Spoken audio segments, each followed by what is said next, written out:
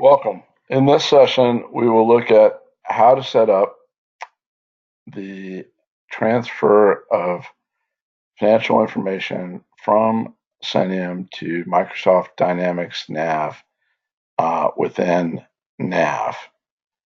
And the place that we start doing that within Nav is the Cenium setup page. You can get to this page by simply typing Cenium setup in the Nav search bar. So there are a few basic one-time setups that you will make in this page. The first is the property context ID and the property code for the property that you want to pull data from. That data would be the posted statements. You can find this information underneath the availability folder within the Cenium client. So you take that value and input it both here as a property context ID and as the property code. The next necessary piece of information is you have to put in the URL where the client for Cenium exists on your network. Under statements, you have the option to specify statement groups, or rather journal groups, for each statement type that you bring over. So you can either use one of the existing ones, or you can create a new general journal type, and that new general journal type will show up in this drop-down list. So when we bring over Cenium statements for lodging, we can expect those journals to be created in the Cenium batch journal. Also, if you require authentication for the Cenium client, which you will need, you need to enter the domain that the Cenium client exists in and a valid login and password to be able to launch that client. Finally, in the setup within Cenium, we specified general ledger account numbers for both revenue and payments. Here's where you specify the offsetting balance account for the statements. So when you import the statements and create the general journals, it will use the general ledger account numbers that you set up in Cenium, as well as these account numbers here in this setup.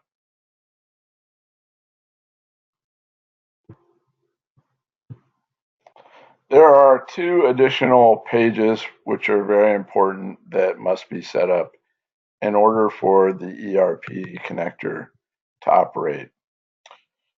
If you type Cenium in the search bar, you can see two pages called Cenium statement type mappings and Cenium dimension mappings. These are the two pages that you have to set up in order for the ERP connector to function. Let's take a look first at Cenium statement type mappings. So in this page, for each statement type that you have, for example, lodging is statement type, retail is statement type, revenue recognition is a statement type. You must enter the transaction types and the corresponding dimensions. The transaction types must be entered exactly as you see here, uppercase and the same spelling. And then for each transaction type, as with the setup on the Cenium side, you have 3 dimensions. So for each dimension type, each dimension you will specify the type, which is either dimension, payment type, or tax code. And then you will specify which dimension you set up in Cenium for that transaction type for that statement. And complete that for each statement type and each dimension so that you have the same corresponding setup as you do in your statement detail statement templates in Cenium. The second page is Cenium dimension mappings. And as you can see here, within NAV, each time you set up a dimension that's to be used in your general ledger, you also create valid values for that dimension. If you recall, when we created our dimensions and we assigned them transaction codes or default values, we effectively determined which values are going to be populated into those dimensions under certain conditions. That is what the Cenium value represents here.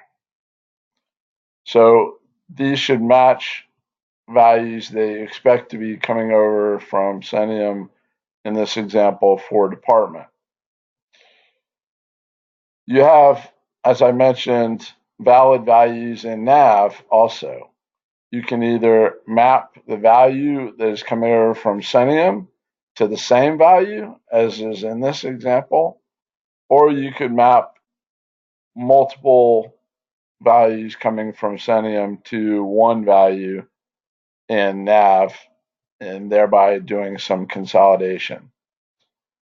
But the important part is that you have to, for each value that comes over, you expect to come over from Cenium, it has to be listed here and you have to have a corresponding value that you're mapping it to in NAV. Otherwise, you will get errors when you execute the transfer of statements.